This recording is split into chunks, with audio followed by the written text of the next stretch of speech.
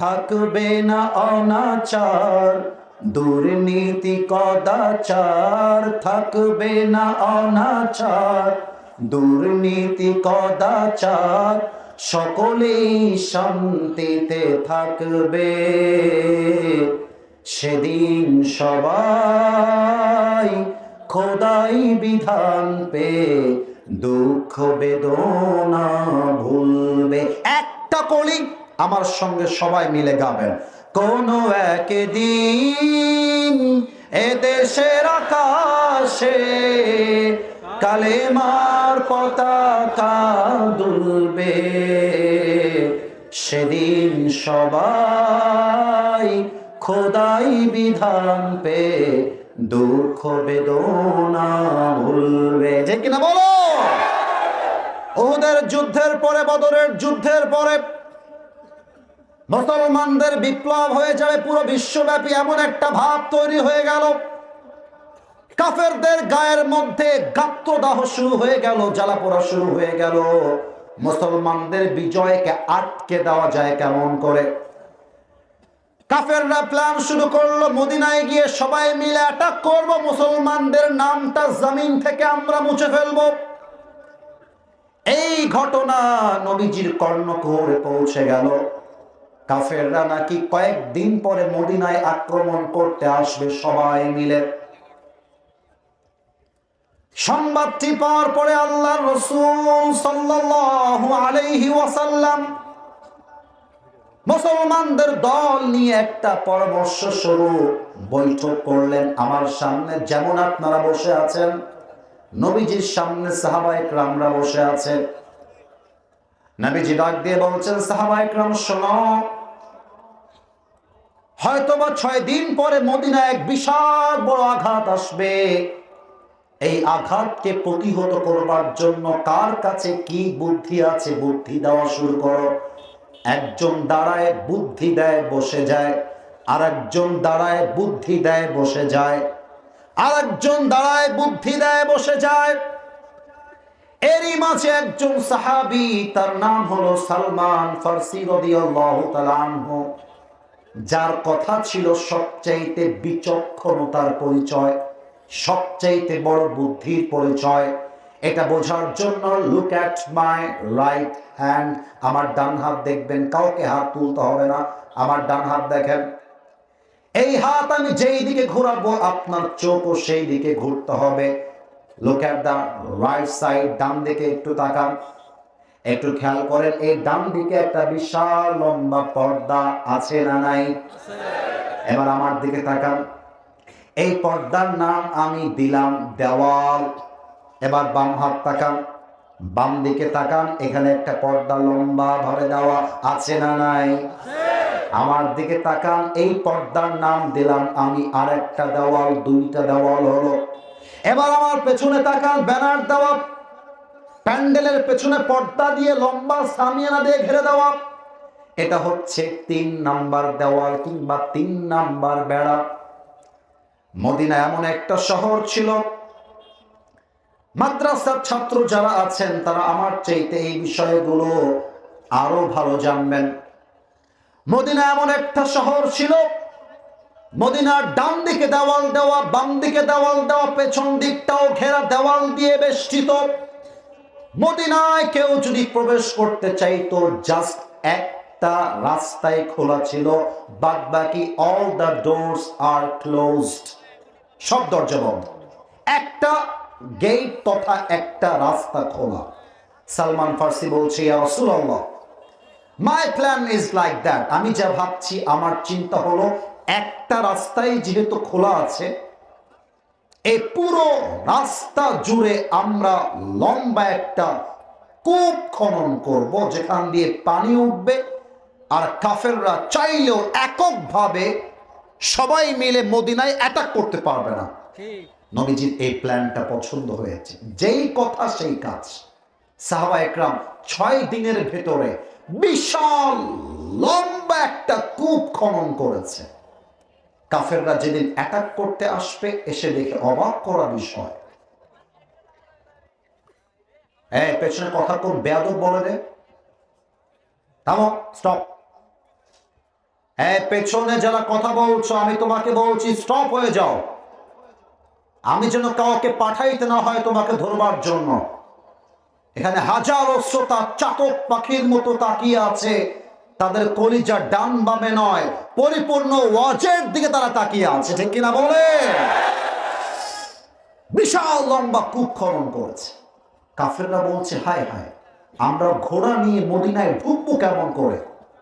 এখানে তো পুরোটা পানি দিয়ে ঘেরা। কাফেরদের একজন বীর বাহাদুর, নাম হচ্ছে আমর বিন মারহাব। ইটস ইওর টার্ন, এবার আপনাদের উত্তর দেওয়ার পালা। আমি আবারও সহজ করবার জন্য বলছি, নাম হচ্ছে আমর বিন মারহাব। এবার আপনারা বলেন, নাম হচ্ছে আমর বিন কি হাব? আর একটু জোরে শুনতে চাই, আমর বিন কি হাব? বিশাল বাহাদুর। পুরো মক্কা মদিনায় এক নামে এই বাহাদুরকে সবাই চেনে। এর সামনে যে পড়ে যায় ওর কল্লা আর আস্ত থাকে না। আমর বিন মারহাব বলছে, এই পানি টানি দিয়ে আমি আমর বিন মারহাবকে আটকে রাখা যাবে না, আমি একা এই পানির সাথে মদিনায় গিয়ে অ্যাটাক করবো। যুবক, তোমরা ভালো সালমান খান, শাহরুখ খান তোমাদের আইডল, মেসি তোমাদের আইডল, বেটা আলীর জীবনী পড়ো, দেখবা তোমার আইডল কোন মেসি নয়, নেইমার নয়, রোনালদো নয়। তোমার আইডল হওয়া লাগবে আসাদুল্লাহ আল গালিব, আলী রাদিয়াল্লাহু তাআলা আনহু, ঠিক কিনা বলো? এক লাফ দিয়েছে পানিতে, সাঁতরে মদিনায় পৌঁছে গিয়েছে। চিৎকার দিয়ে বলছে, হালুম্মু ইলাইয়া ইন কুনতুম সাদিকিন। এই মুসলমানের বাচ্চারা, কে আছিস আমার সঙ্গে যুদ্ধ করবি, আয় আমার সামনে। চিৎকার করতেছে। মদিনায় তার চিৎকারের আওয়াজ করতে একটা ঘরে ঘরে পৌঁছে গিয়েছে। সাহাবা একরাম সবাই বের হয়ে আসছে, কে রে দেখি তো। এসে দেখছে আমর বিন মারহাব দাঁড়িয়ে আছে। কোন সাহাবী আর সামনের দিকে এগিয়ে যায় না। নবীজি আসছে, এসে বলছে, তোমাদের মাঝে কে আছো যে আমর বিন মারহাবকে যুদ্ধ করে হারিয়ে দিবা? দাঁড়িয়ে যাও। সব সাহাবী বসে আছে, কেউ হাত তুলছে না। কে আছো? দাঁড়িয়ে যাও। কেউ হাত তোলে নাই। আলী রাদিয়াল্লাহু তাআলা আনহু সবচাইতে কম বয়স, তিনি পেছন থেকে হাত তুলেছে। একসাথে সুবহানাল্লাহ পড়তে পারলেন না? এটা আস্তে হয়ে গেল, আর জোরে পড়তে পারলেন না? হাত তুলে বলছে, ইয়া রাসূলুল্লাহ, আমাকে চান্স দেন, আমি আমর বিন মারহাবের সঙ্গে যুদ্ধ করতে চাই। নবীজি ওর দিকে তাকায় আছে অবাক হয়ে, ডাক দিয়ে বলছে, আলী তোমার doesn't make any sense, Ali তোমার মাথা ঠিক আছে? ইজলিস ইয়া আলী فإنك لا تزال حديث السن, sit down, বসে যাও। ও আলী বসে যাও, you are very young in age, তোমার বয়স কম, তোমাকে দিয়ে হবে না, বসো। তোমার চাইতে লম্বা লম্বা সাহাবী, বীর বাহাদুর সাহাবী, বয়স্ক সাহাবী, সিনিয়র সাহাবী আছে, ওরা যাবে, তুমি বসো। আলী চুপচাপ বসে গেছে। সেকেন্ড টাইম আমর বিন মারহাব বলছে, কে আছিস রে, আয় না, এত ভয় কিসের তোদের? তোরা না বলিস মরে গেলেই শহীদ হয়ে যাবি, আল্লাহর জান্নাত অপেক্ষা করছে, তো শহীদ হতে চাইলে আয় না আমার সামনে। কেউ হাত তোলে না। নবীজি বলছে, কে আছো, হাত তোলো। আবারও আলী রাদিয়াল্লাহু তাআলা আনহু তার ডান হাত তুলে দিয়েছে। না, এটা দিনাজপুরের সুবহানাল্লাহ হয় না। আরে বাবা মিয়া, নবীজি বলছে, আলী হাত নাও, হাত নাও, তোমার বয়স কম, তোমাকে দিয়ে হবে না, তুমি বসো। কিন্তু আমরা বাংলাতে একটা প্রবাদ বাক্য আছে, দেখা যাক আপনারা বলতে পারেন কিনা, ছোট মরিচে। আলী নবীজির ধমকে আবারও বসে গেছে। এবার আমর বিন মারহাব খুব বাজে ভাষায় মুসলমানদেরকে গালি দিয়েছে, যেটা আমি ইশারা ইঙ্গিতে বলছি, you just have to understand the point, আপনারা বুঝে নেবেন। আমর বিন মারহাব বলছে, তোদের মাঝে কেউ যদি এক বাপের বেটা হয়ে থাকিস, এর অর্থ কি এটা আমি ব্যাখ্যা করব না। এক বাপের বেটা যদি হয়ে থাকিস, আয়। কে আছিস তোদের মাঝে যারা তার মায়ের বুকটা খালি করতে চাস? কে আছিস যে তার বউকে বিধবা করতে চাস?